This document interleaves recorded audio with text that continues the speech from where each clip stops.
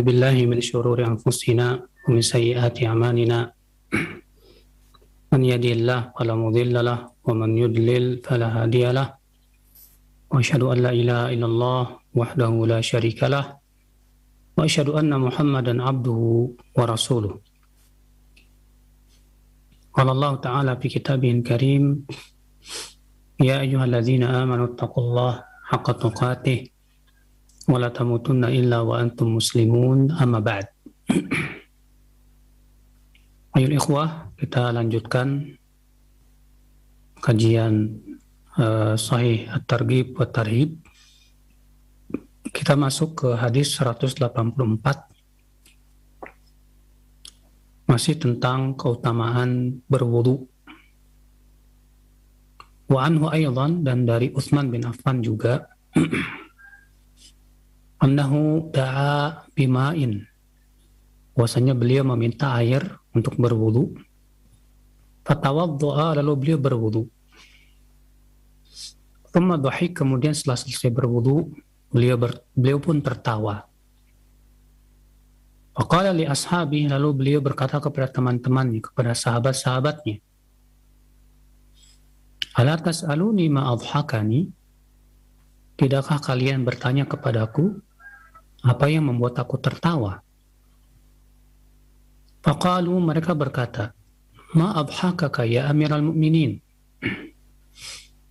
Mereka berkata, apa yang membuat kau tertawa wahai amiral mu'minin? Qal, Utsman berkata, ra'aitu Rasulullah sallallahu alaihi wasallam tawaddu'a kama tawadda'tu. Aku melihat Rasulullah SAW berwudu seperti wuduku tadi. Tsumma dhahik, kemudian beliau tertawa. Faqala ala tas'aluni ma adhakak. Lalu beliau bersabda, tidakkah kalian bertanya kepadaku kenapa aku tertawa? Apa yang membuat aku tertawa? Faqalu ma adhakaka ya Rasulullah. Maka para sahabat berkata, apa yang membuatmu tertawa wahai Rasulullah?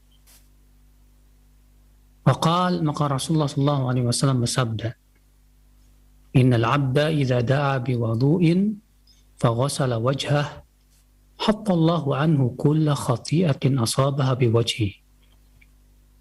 Fa idza ghasala dhira'ihi kana kadhalik. Wa idza tahhara qadamaihi kana kadhalik. Sesungguhnya seorang hamba apabila dia meminta air wudu lalu ia mencuci wajahnya, maka Allah akan gugurkan semua kesalahan yang dilakukan oleh wajahnya. Apabila ia mencuci dua tangannya ya sampai siku-siku, maka demikian pula apabila ia mencuci dua kakinya, maka demikian pula. Dikeluarkan Imam Ahmad dengan sanad yang jayyid, demikian pula dikeluarkan oleh Imam Abu Ya'la Al-Bazzar dengan sanad yang sahih. Dan Al-Bazzar memberikan tambahan, fa idza masaha ra'sahu kana kadzalik. Apabila ia mengusap kepalanya, maka demikian pula. Hadis 185 juga mirip, namun lebih panjang. Wa an Abdullah As-Sunabihi, dari seorang sahabat yang bernama Abdullah As-Sunabihi, semoga Allah meridainya, anna Rasulullah sallallahu alaihi wasallam qala, bahwasanya Rasulullah sallallahu alaihi wasallam bersabda, idza tawaddaa al-'abdu famadmad, apabila seorang hamba berwudu lalu ia berkumur-kumur, kharajatil khataya min fihi, maka keluarlah dosa-dosa dari mulutnya. Fa idza istanthara kharajatil khataya min anfihi, apabila ia menghirup air ke hidung dan mengeluarkannya, istinthar, akan keluarlah dosa-dosanya dari hidungnya. Fa idza ghasala wajhah kharajatil khataya min wajhihi, apabila ia mencuci wajahnya, akan keluarlah dosa-dosa dari wajahnya. hatta takhruja min tahti ashfari ainai, hingga dosa-dosa itu keluar dari kelopak matanya. Fa idza ghassala yadayhi kharajatil khataaya min yadayhi. Apabila ia mencuci dua tangannya, keluarlah dosa-dosa dari dua tangannya tersebut. Hatta takhruja min tahti adfari yadayhi, hingga dosa-dosa itu keluar dari bawah kuku tangannya tersebut. Fa idza masaha bi ra'sihi kharajatil khataaya min ra'sihi. Apabila ia mengusap kepala, maka keluarlah dari kepala itu dosa-dosanya. Ya, hatta takhruja min udhunai, hingga ia keluar dari dua telinganya. Fa idza ghassala rijlaihi kharajatil khataaya min rijlaihi. Apabila ia mencuci dua kakinya, keluarlah dosa-dosa dari dua kakinya. Hatta takhruja min tahti adfari rijlaihi, sehingga dosa-dosa itu keluar dari bawah kuku-kuku kakinya. Tsumma kana mashyuhu ilal masjid wa salatuhu nafilah. Kemudian perjalanannya dia ke masjid dan salatnya juga menjadi tambahan untuk dia. Iya. Rawi Imam Malik dan Nasa'i dan Ibnu Majah. Al-Hakim berkata sahih sesuai dengan syarat Bukhari dan Muslim dan tidak ada ilat padanya. Iya. Kemudian beliau Imam Al-Hakim berkata, dan sahabat As-Sunabihi ini seorang sahabat yang masyhur. Namun Imam Ad-Dhahabi mengatakan beliau tidak masyhur. Bahkan ya diikhtilafkan apakah beliau seorang sahabat atau tidak. Ya.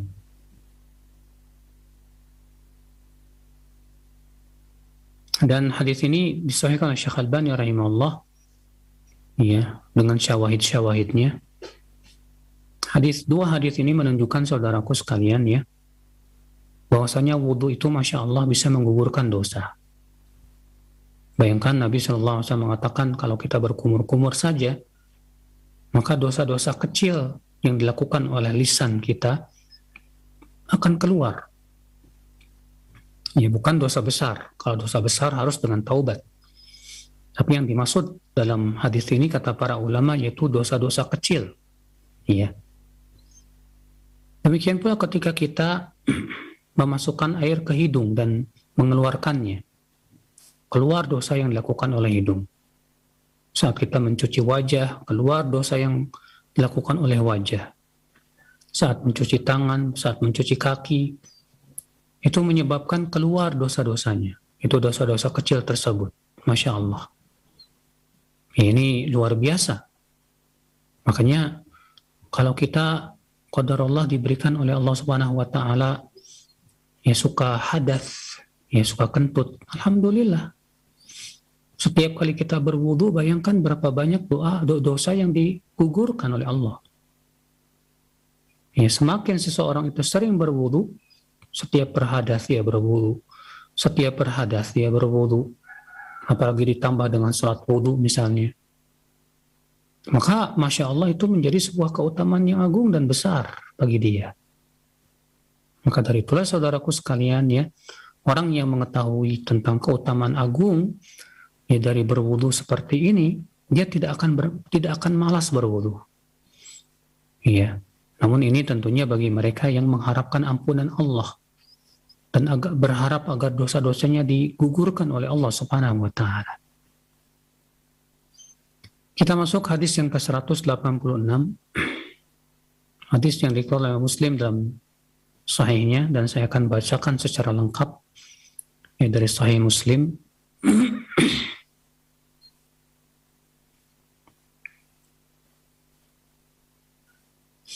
Berkata Ikrimah, walaqiya Shaddadun Aba Umamah wa Wathila wa sahiba Anasan ila Syam wa athna alaihi fadlan wa khairan an Abi Umamah. Ikrimah berkata, Shaddad bertemu dengan Abu Umamah. Demikian pula Shaddad bertemu dengan Wathilah bin Asqa, dua sahabat yang mulia. Wasahiba Anasan ila Syam, dan Shaddad juga yang menemani Anas menuju Syam. dan ia memujinya dengan keutamaan dan kebaikan. Bahwasannya Syaddad meriwayatkan dari Abu Umamah. Ya, Abu Umamah Al-Bahili, seorang sahabat. Qala Amr bin Abasah As-Sulami. Ya, kata Abu Umamah, Amr bin Abasah As-Sulami. Amr bin Abasah As-Sulami ini termasuk sahabat yang pertama-tama masuk Islam. Saat Nabi Shallallahu Alaihi Wasallam sedang berdakwah diam-diam di kota Makkah. Amr bin Abasah menceritakan tentang masuk Islam dirinya sendiri. Ia berkata, kuntu wa ana fil jahiliyah adhunnu anna an-nasa ala dhalalah wa annahum laisu ala syai'in. Dahulu aku di masa jahiliyah, aku yakin bahwa manusia itu di atas kesesatan dan bahwasanya mereka tidak di atas sesuatu kebenaran. Kenapa, kata Abasah, Amr bin Abasah, yang masih di atas fitrahnya, di atas kehanifannya, di atas tauhid. Ya, wahum ya'buduna al-awthan, karena mereka menyembah berhala. Masya Allah, ya ikhwah. Ya, orang kalau jiwanya masih hanif, ya, fitrahnya masih terjaga, pasti akan mengingkari semua peribadahan kepada selain Allah. Ini dia Amr bin Abasah semasa jahiliyahnya saja, sebelum masuk Islam, ia merasa bahwasanya manusia di atas kesesatan akibat mereka menyembah berhala. Kata Amr, fasami'tu birajulin bi Makkah. Lalu aku pun mendengar ada seseorang di Makkah, yukhbiru akhbaran, mengabarkan tentang kabar-kabar dari langit.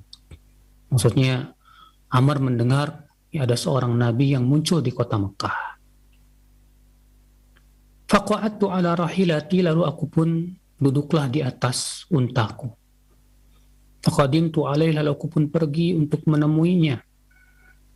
Fa'idha Rasulullah SAW mustakhfiyan jurra'a alaihi qawmu. Ternyata Rasulullah SAW sembunyi-sembunyi berdakwah karena kaumnya berani untuk mengganggunya. Fatalattaftu, lalu aku pun bersembunyi-sembunyi juga untuk menemui beliau. Hatta dakhaltu alaihi bi Makkah, sehingga aku pun masuk kepada beliau di kota Makkah. Faqultu lahu ma ant, lalu aku bertanya kepada Rasulullah, siapa engkau? Qala ana nabi, maka Rasulullah bersabda, aku seorang nabi. Qultu wa ma nabi, lalu aku bertanya, apa itu nabi? Qala arsalani Allah, beliau bersabda, Allah mengutus aku. Faqultu fa bi ayyi syai'in arsalak, aku bertanya lagi, kata Amr, dengan apa Allah mengutus kamu? Qala, maka Rasulullah bersabda, arsalani bisilatil arham wa kasril awthan wa an yuwahhadallahu la yusyraku bihi syai'un. Allah mengutus ke aku untuk agar menyambung silaturahim, agar menghancurkan berhala, dan agar Allah ditauhidkan dan tidak disekutukan sedikit pun. Subhanallah, ya. Ini berarti Amr bin Absah ini ya termasuk orang yang pertama-tama masuk Islam, akhi. Ya, Amr bin Absah bertanya, ya, dengan apa engkau mengutusku? Dengan apa Allah mengutus engkau? Kata Rasulullah SAW, supaya aku menyambung silaturahim, menghancurkan berhala, dan agar Allah disembah saja, tidak disekutukan. Ya, memang demikian dakwah semua ya Nabi dan Rasul itu berdakwah kepada tauhidullah ya azza wajal. Namun di sini juga penting ya kita pahami di sini kata-kata silaturahim. Ternyata Nabi SAW bukan hanya berdakwah kepada tauhid di awal-awal Islam, tapi juga kepada akhlak, pada adab. Ya. Itu menunjukkan juga masalah akhlak dan adab pun juga sangat penting sekali, saudaraku sekalian. Qultu, lalu aku bertanya lagi, kata Amr bin Abasah, faman ma'ak, siapa yang bersama engkau? Ya ala hadza, di atas agama ini. Qala hurrun wa abdun. Maka Rasulullah bersabda, bersamaku satu orang merdeka dan satu hamba sahaya. Qala wa ma'ahu yawma idzin Abu Bakrin wa Bilal. Dan saat itu beliau bersama Abu Bakar dan Bilal. Mimman amana bihi, dari orang yang beriman kepada beliau. Ya. Faqultu inni muttabi'uk. Maka Amr bin Abasa berkata, aku akan menjadi pengikut kamu. Aku ingin menjadi pengikut kamu. Ya, artinya Amr bin Abasa yang masuk Islam dan menjadi pengikut Rasulullah Shallallahu Alaihi Wasallam. Di saat itu yang baru masuk Islam tuh hanya beberapa orang saja. Berarti Amr bin Abasa ini termasuk ya as-sabiqun al-awwalun. Qala innaka la tastati'u dzalik yaumaka hadza. Maka Rasulullah bersabda, engkau tidak akan mampu di hari ini. Ya, kamu tidak akan bisa mampu menghadapi ya kaum Quraisy yang sangat keras pertentangannya itu. Ala tara hali, kamu tidak melihat keadaanku sekarang? Wahalan nas, dan bagaimana keadaan manusia yang sangat menentang? Walakin irji ila ahlik, kembalilah kamu ke kampung kamu. Fa idza sami'ta bi qad dhahartu fa'tini. Ya, kalau kamu mendengar aku telah menang, maka silakan kamu datang kepadaku. Di sini Rasulullah SAW menyuruh Amr bin Abasah untuk kembali ke kampungnya. Ya, dan berdakwah di sana agar manusia masuk Islam, mendakwahkan keluarganya dan kabilahnya, dan supaya nanti kalau Rasulullah SAW sudah menang, ya, agar Amr bergabung dengan beliau. Dan ini menunjukkan kabar gembira bahwasanya dakwah Rasulullah pasti akan menang, dan itu pasti, dan ternyata memang menang. Qala fadhahabtu ila ahli, maka kemudian aku pun pulanglah ke kampungku, ke keluargaku. Qadima Rasulullah SAW al-Madinah, dan Rasulullah pun hijrah ke kota Madinah. Wa kuntu fi ahli, dan saat itu aku masih di perkampunganku. Faja'altu atakhabbar al-akhbar, lalu aku pun mencari-cari berita tentang masalah tentang Rasulullah SAW. Wa as'alun nas hina qadima al-Madinah, ya, dan aku bertanya-tanya ke orang-orang ya ketika Rasulullah hijrah ke kota Madinah itu. Hatta qadima alayya nafarun min ahli Yathrib min ahli Madinah, sehingga datanglah ke kampung kami beberapa orang dari penduduk kota Madinah. Faqultu ma fa'ala hadha ar-rajul alladhi qadima al-Madinah. Lalu aku bertanya kepada mereka, apa yang dilakukan oleh orang yang datang ke kota Madinah itu, yaitu Rasulullah SAW. Faqalu an-nasu ilaihi sira'. Mereka bertanya, orang-orang bersegera masuk Islam di sana. Faqad arada qaumuhu qatlah, karena kaumnya ingin membunuhnya, yaitu kaum Quraisy. Falam yastati'u dzalik, namun mereka tidak mampu itu. Faqadimtul Madinah, mendengar itu aku pun pergilah ke kota Madinah. Fadakhaltu alaihi, lalu aku masuk kepada Rasulullah. Faqultu, lalu aku berkata, ya Rasulullah, ata'rifuni? Apakah engkau masih mengenal aku? Qala na'am, anta alladhi laqitani bi Makkah. Ya, aku masih ingat. Engkau yang dahulu menemuiku di kota Makkah. Qala faqultu bala, benar sekali, kata Amr. Faqultu ya Nabi Allah, akhbirni ya amma 'allamaka Allah wa ajhaluhu. Akhbirni 'anis shalah. Lalu aku berkata, wahai Nabi Allah, kabarkan kepadaku tentang ilmu yang Allah ajarkan kepadamu dan aku tidak mengetahuinya. Tolong kabarkan kepadaku tentang salat. Qala sholli salat as-subhi thumma aqsir 'anis shalah hatta tatlu' asy-syams. Maka Nabi bersabda menjelaskan, salatlah salat subuh, kemudian tahan dari salat hingga matahari terbit. Hatta tartafi, hingga ia menjadi tinggi. Fa idza taqdu hina tatlu baina qarnay syaitanin wa hina idzin yasjudu lahal kuffar. Apabila matahari itu terbit, Maka ia terbit di antara dua tanduk setan, dan saat itu orang-orang kafir sujud kepadanya. Iya, artinya jangan sholat saat itu. Ya, tapi tunggu matahari sampai meninggi dulu. Thumma salli fa inna salata mashhudah mahdhurah hatta yastaqilla dhillu birrumh. Kemudian silahkan kamu sholat. Ya, maksudnya sholat duha. Sholat ya ketika matahari telah tinggi. Ya, karena sesungguhnya sholat saat itu disaksikan dan dihadiri hingga hatta yastaqilla dhillu birrumh, hingga matahari itu telah benar-benar tepat di tengah langit, ya, tegak lurus, ya, kalau diluruskan dengan tombak. Tsumma iqtasir anis shalah, maka saat itu tahanlah salat, jangan salat, ya. Fa inna hina idzin tusjaru jahannam, karena saat itulah neraka jahannam dipanaskan. Fa idza aqbala al-fai, apabila ia telah tergelincir dan sudah mulai terlihat ada bayangan, ya, fasalli, maka salatlah, maksudnya salat zuhur. Fa inna salata masyhudatun mahdhurah, karena salat saat itu disaksikan dan dihadiri. Hatta tusalli al-'asr, hingga masuk waktu asar. Tsumma aqsir anis shalah, kemudian setelah selesai salat asar, tahan, jangan salat. Hatta taghruba syams, sampai matahari tenggelam. Fa innaha taghrubu baina qarnay syaitan, karena ia tenggelam di antara dua tanduk setan. Wa hina idzin yasjudu lahal kuffar, dan saat itu orang-orang kafir penyembah matahari sujud kepadanya.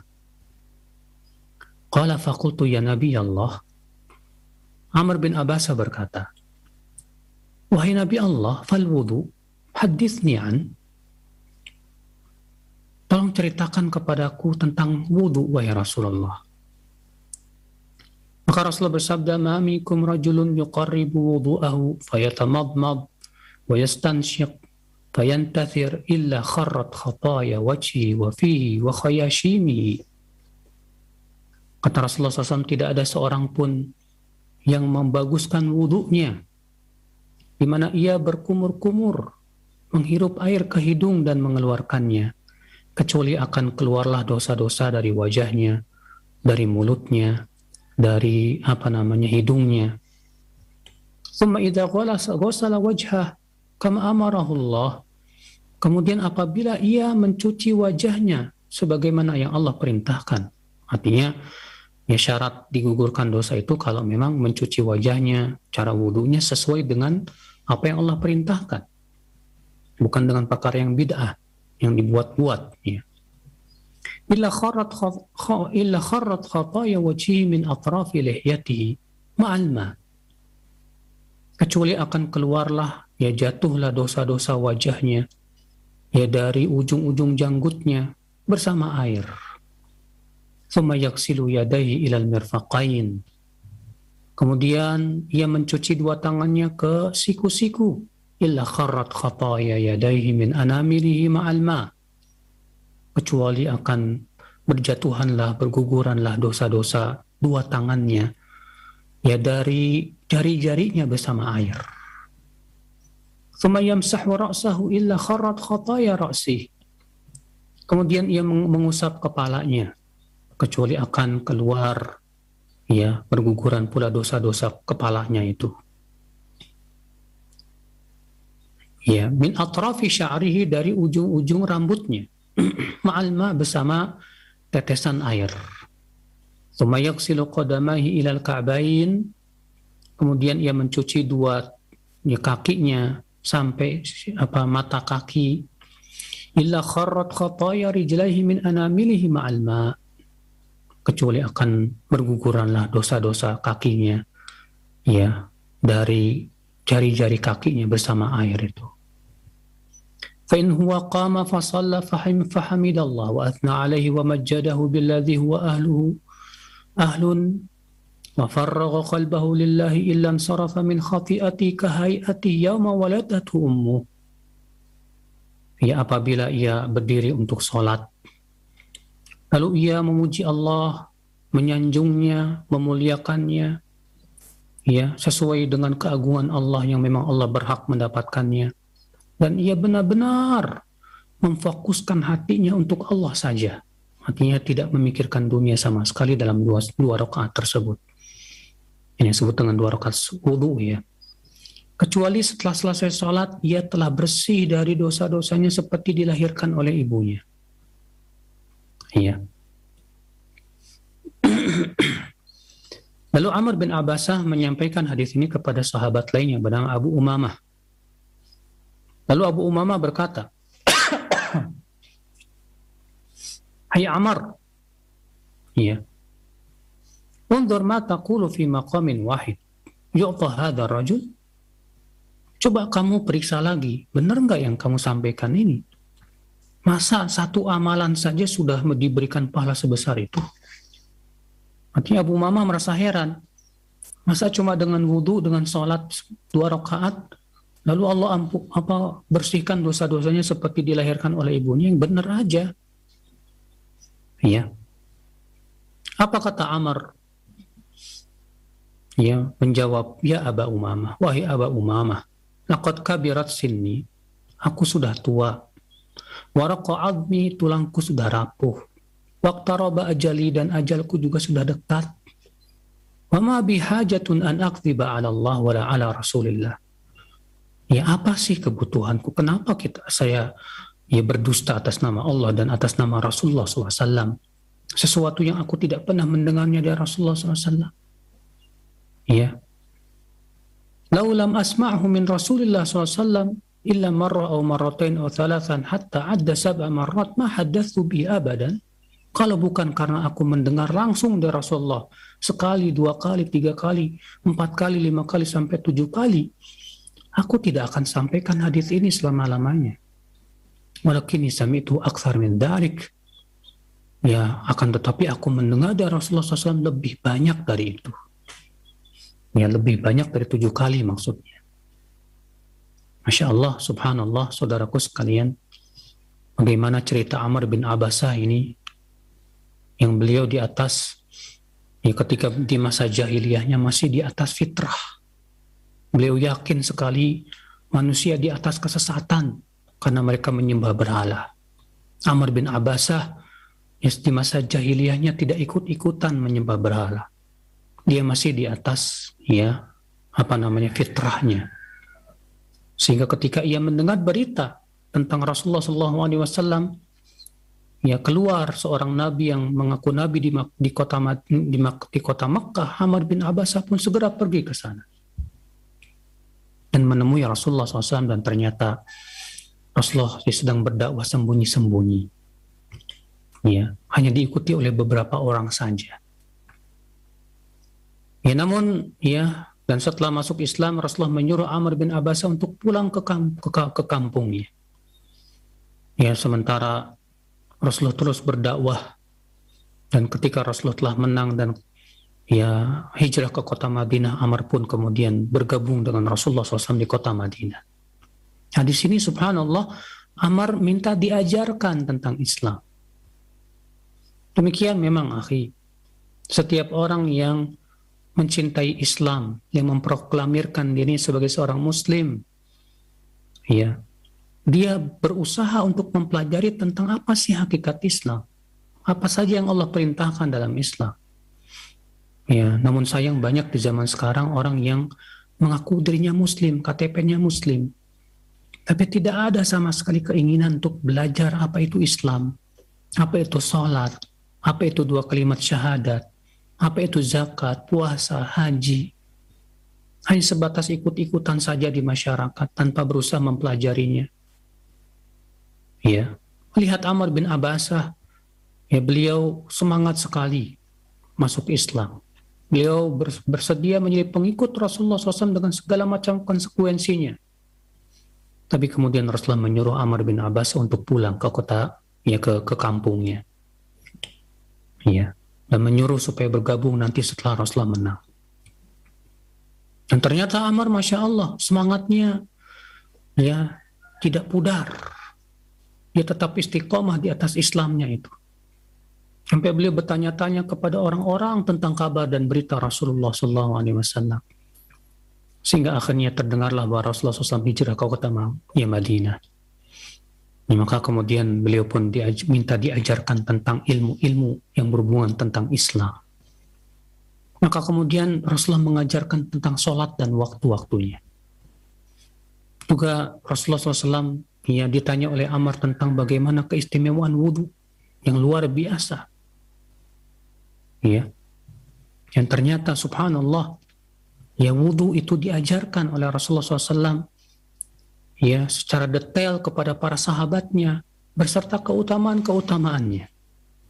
Dan ternyata keutamaannya luar biasa sekali. Sampai kata Rasulullah SAW dalam hadis ini apabila telah selesai wudhu lalu ia sholat 2 rakaat dan ia benar-benar fokuskan hatinya kepada Allah saja. Artinya dalam sholat itu sama sekali tidak memikirkan dunia, tidak memikirkan apa-apa. Hatinya fokus kepada Allah. Kecuali Allah akan gugurkan dosa-dosanya seperti ia dilahirkan oleh ibunya kembali. Masya Allah. Namun tentunya untuk melaksanakan ini tidak mudah. Kenapa? Karena pertama cara wudhunya harus sama dengan cara wudhu Rasulullah. Anda sebutkan dalam hadis tersebut apa? Kama amarallah, sesuai sama dengan apa yang Allah perintahkan. Nanti kita harus belajar dong tentang cara wudhu Rasulullah bagaimana. Bukan sebatas ikut-ikutan. Tapi kita perlu betul-betul mempelajari dalil-dalilnya, kita pahami. Yang sahih dan yang dhaifnya, jangan sampai mengamalkan hadis-hadis dhaif.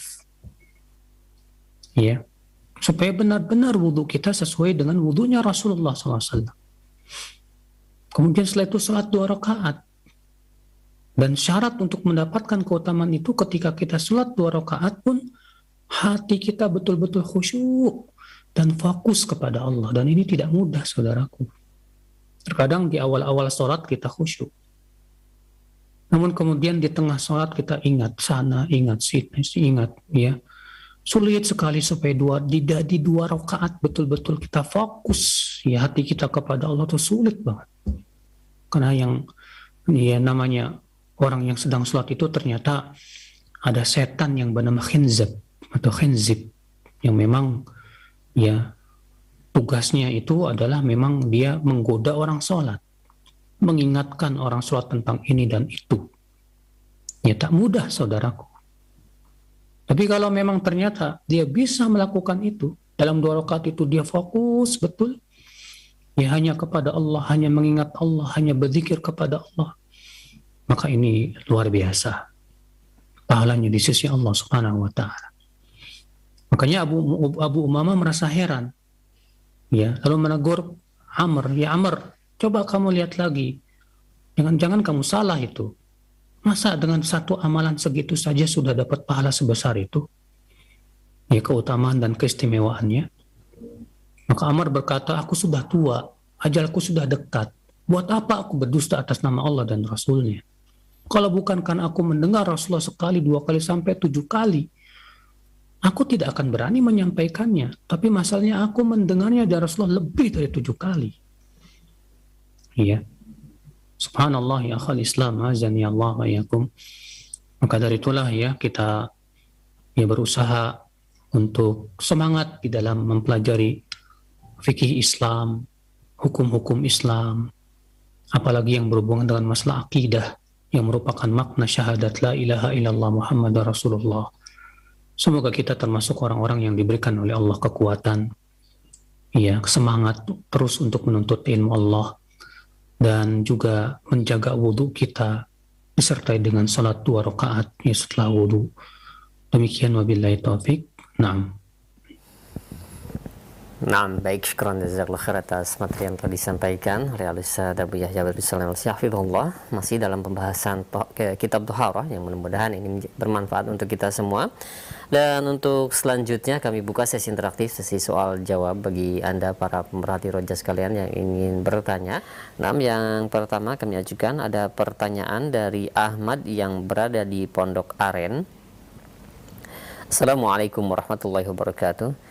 Ya Ustaz, jika air di ember ketetesan tinta beberapa tetes dan air itu berubah warnanya, apakah air tersebut masih bisa dipakai untuk berwudu?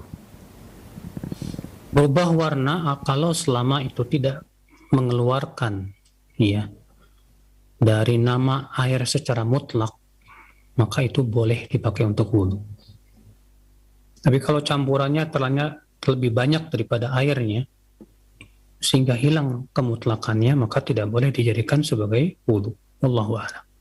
Nah, baik, terima kasih banyak atas jawabannya. Demikian untuk dari Ahmad di Pondok Aren. Dan selanjutnya kami ajukan kembali pertanyaan. Ya Ustaz, jika kita mengajak anak kecil untuk sholat berjamaah di masjid, yang tentunya kadang dia tidak berwudu, dan jika berwudu pun tentunya tidak sempurna, dan anak kecil tersebut masuk ke saf jamaah, apakah benar pendapat mengatakan bahwa dia akan memutus saf dalam sholat berjamaah? Mohon penjelasannya.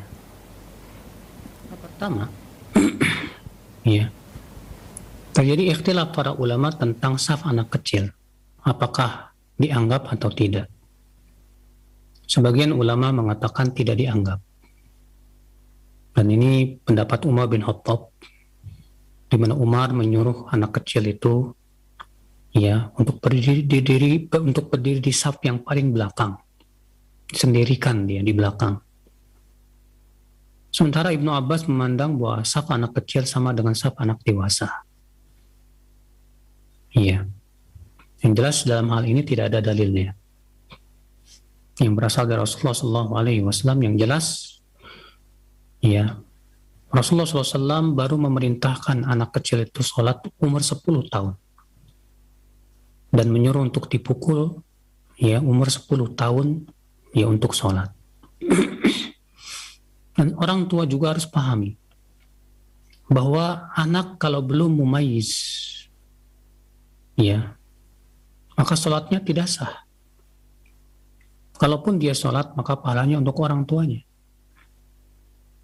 Kemudian kalau dia mau membawa anak ya ke masjid, maka upayakan dia mendidiknya dahulu. Jangan sampai berbuat keributan, mengganggu kekhusyuan orang sholat. Karena Nabi SAW melarang suara-suara gaduh di masjid.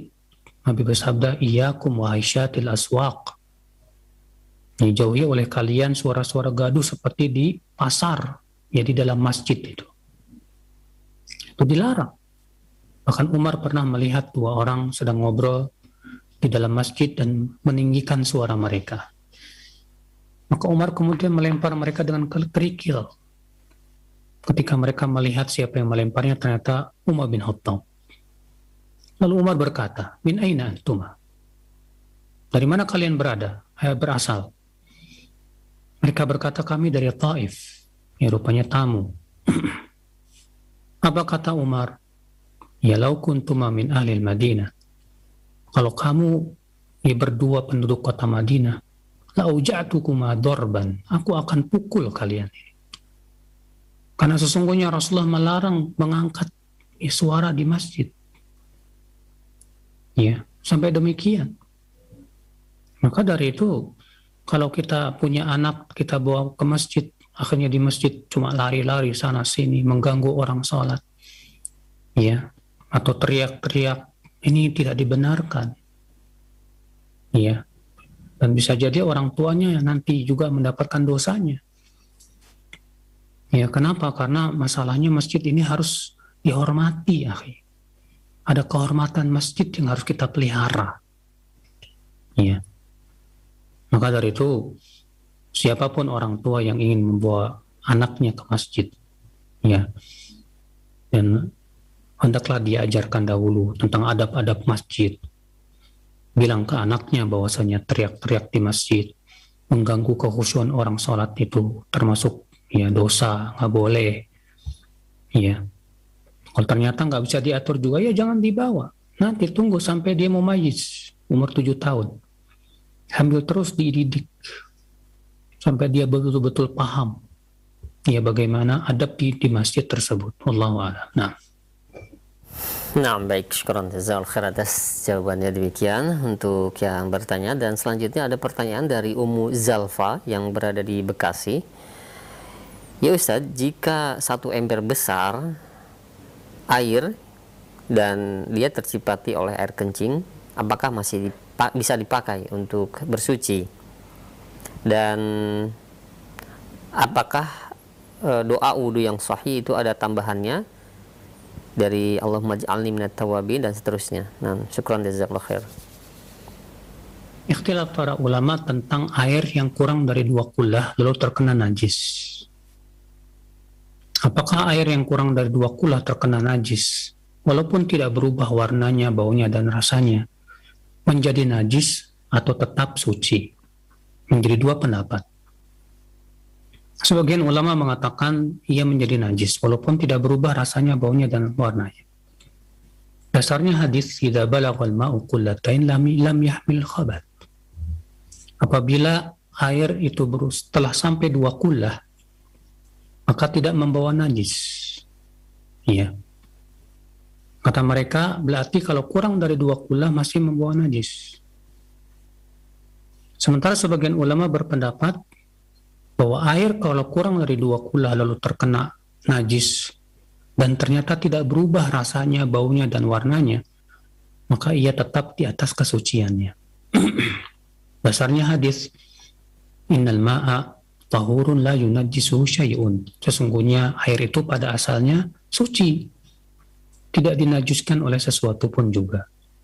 Illa dalam satu riwayat ada tambahan, namun tambahan ini lemah, namun telah menjadi ijma' para ulama.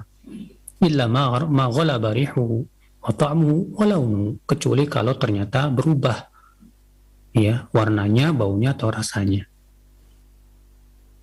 Pendapat yang paling kuat wallahu alam dalam ini pendapat yang kedua. Kenapa demikian?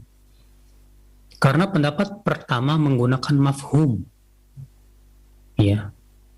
Sedangkan pendapat kedua menggunakan mantuk. Mantuk itu teks daripada hadis. Dan kaidah usul fikih mengatakan ya apabila bertabrakan dengan mantuk, antara mantuk dengan mafhum, maka quddimal mantuk. Lebih dahulukan mantuknya. Dan disebutkan dalam hadis tadi, apabila air telah sampai 2 kullah, maka tidak membawa najis. Ya. Berarti mafhumnya difahami kebalikan apa? Kalau kurang dari 2 kullah, berarti itu mafhum. Sementara hadis tadi mantuk, ya teksnya tegas mengatakan air pada asalnya suci. Kecuali kalau berubah warnanya, baunya, atau rasanya. Dan ini tidak berubah baunya, rasanya, dan warnanya. Dan yang kedua juga hadis tentang 2 kullah ini muskil. Ya, mantuk dan mafhumnya juga muskil. Ya. Sebab kalau dikatakan air atau apabila telah sampai 2 kullah, bagaimana kalau ternyata air itu 2 kullah? Lalu kemudian banyak orang kencing di situ sehingga berubah rasanya, warnanya, dan baunya.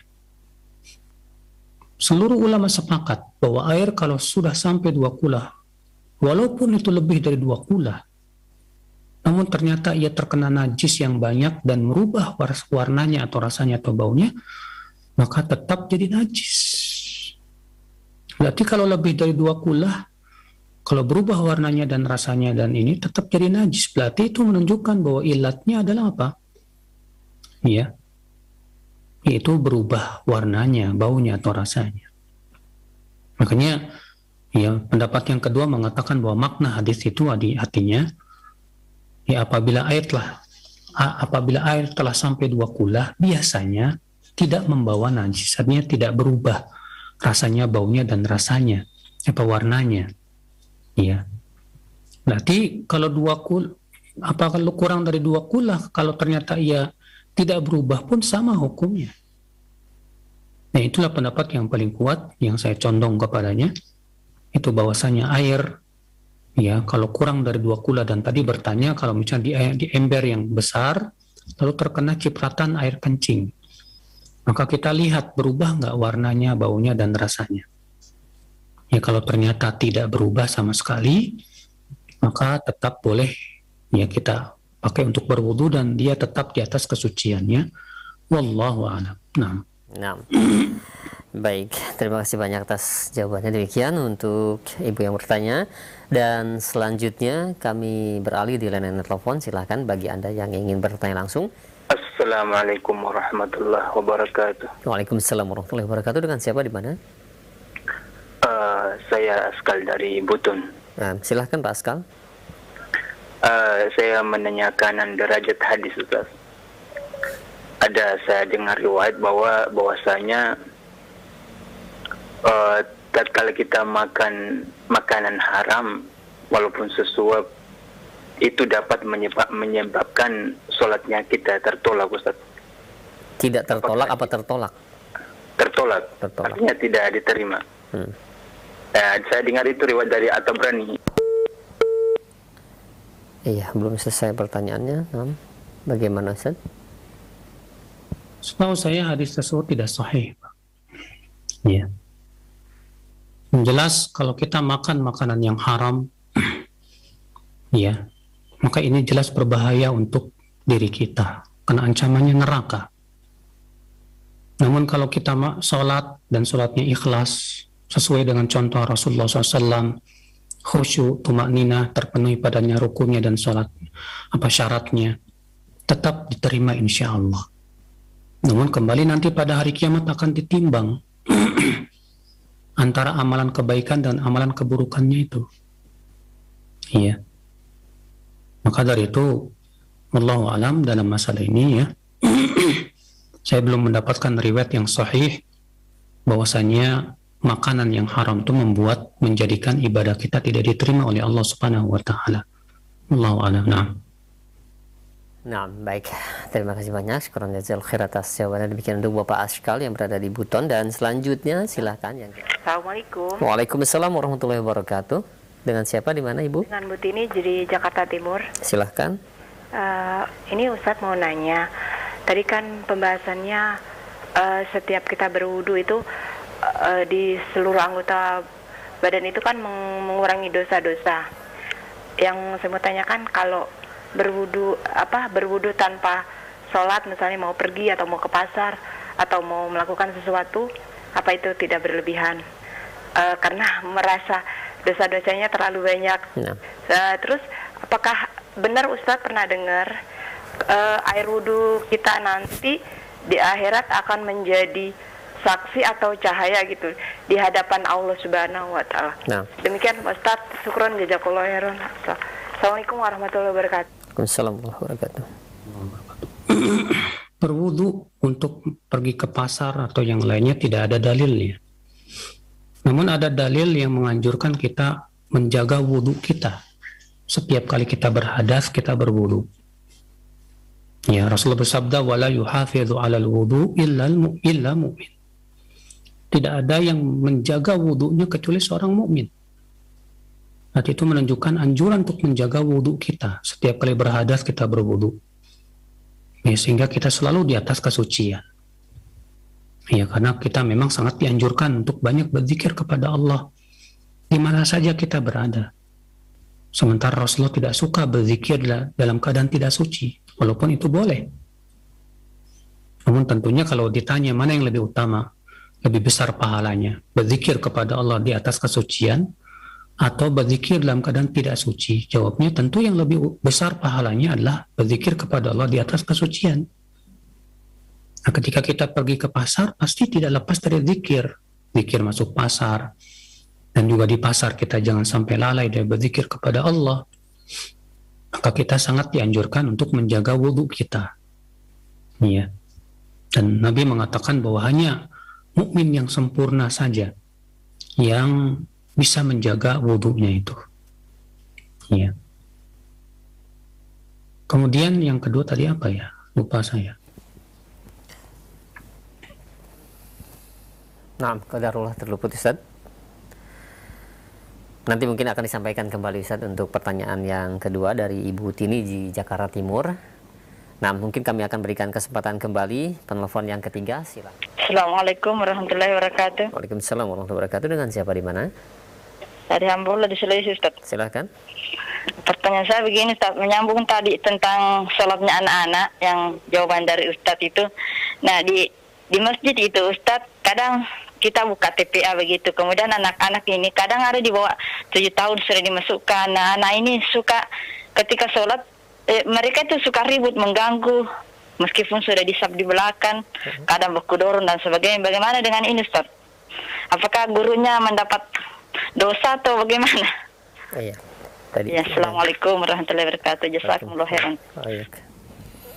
Nah, bagaimana? Gurunya diam tidak mengingkari, berdosa si guru tersebut. Tapi kalau guru itu berusaha mengingkari dan terus mengajarkan tentang adab di masjid, dan wajib ya guru untuk mengingatkan anak didiknya ya tentang kehormatan masjid, tentang bagaimana adab kita di masjid, dan bahwasanya masjid itu bukan tempat main-main, bukan tempat untuk ngobrol yang enggak-enggak ya. Makanya di zaman Umar, orang yang ngobrol tentang dunia di dalam masjid diusir oleh Umar. Disuruh ngobrolnya di tempat yang telah disediakan oleh Umar bin Khattab, di luar masjid sana. Ya, sampai-sampai ngobrol masalah dunia saja sangat tidak dianjurkan di masjid. Ya. Apalagi berbuat kegaduhan, keributan, dilarang oleh Rasulullah SAW di masjid. Maka wajib seorang guru untuk memberitahu kepada anak didiknya bahwa di dalam masjid tidak boleh ribut, tidak boleh ya main-main, tidak boleh lari-lari.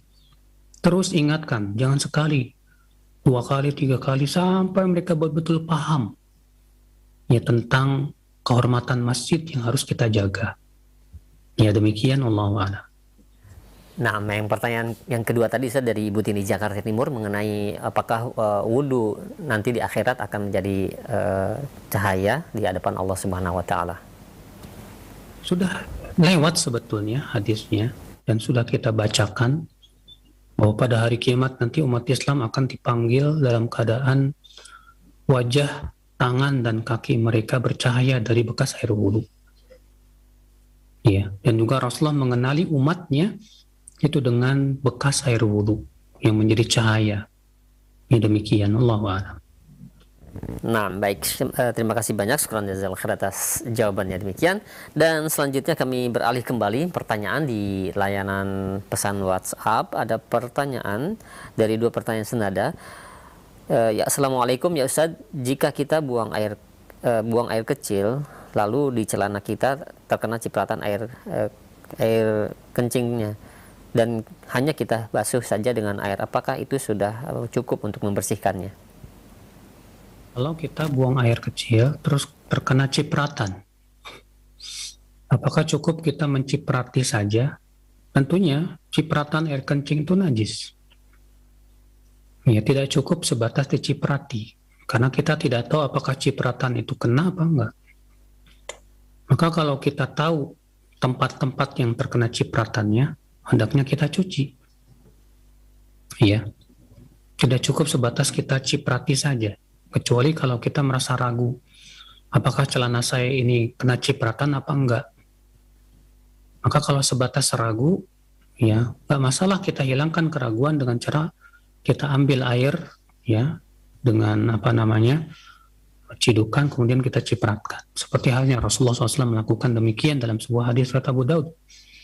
Rasulullah setelah kencing, beliau cipratkan ke celananya air untuk menghilangkan keraguan.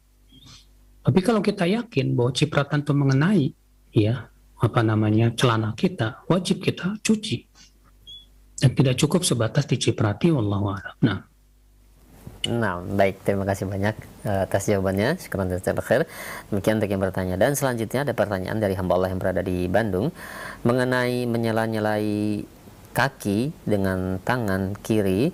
Apakah benar tangan kirinya itu dengan jari kelingking, Ustadz? Mohon penjelasannya.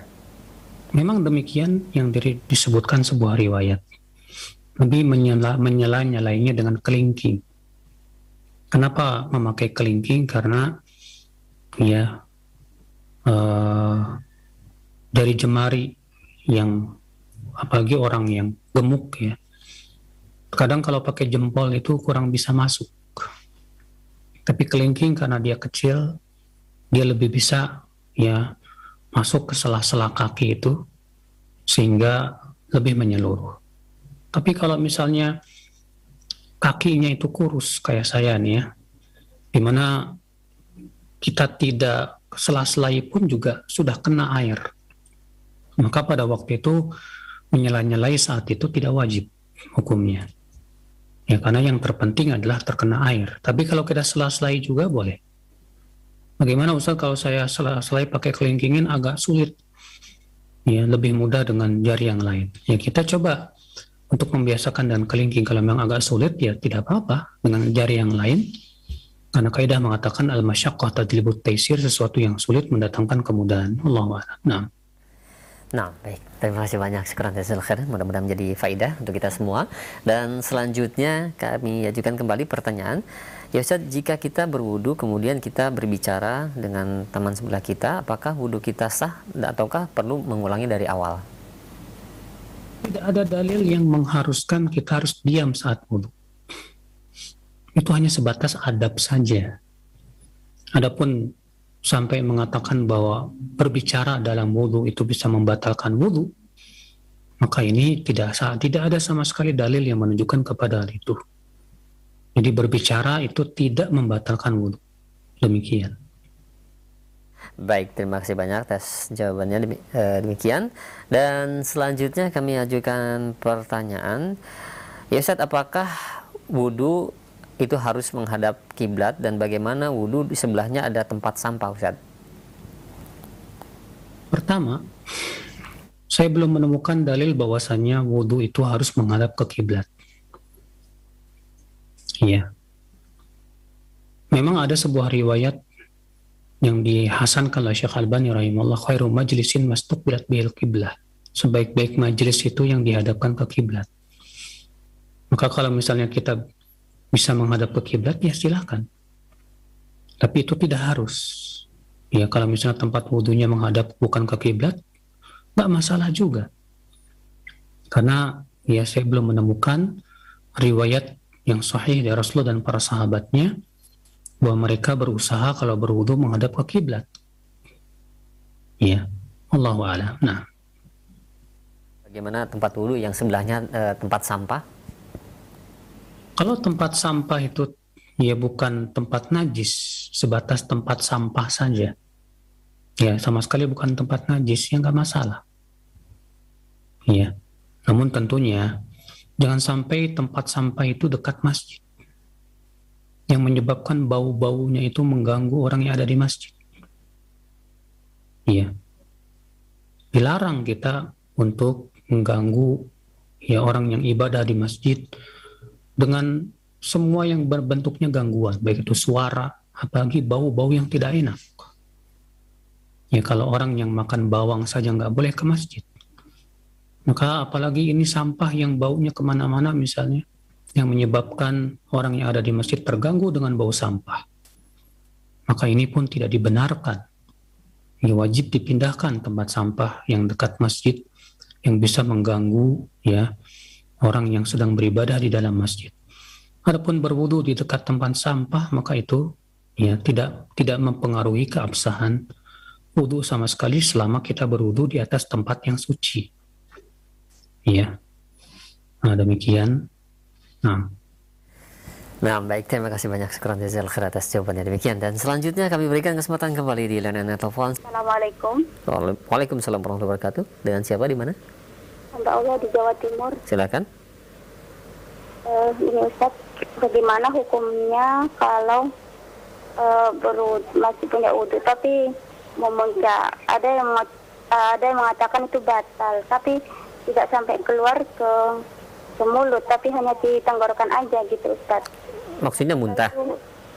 Iya, muntah, tapi kan tidak sampai keluar gitu. Hanya di tenggorokan aja.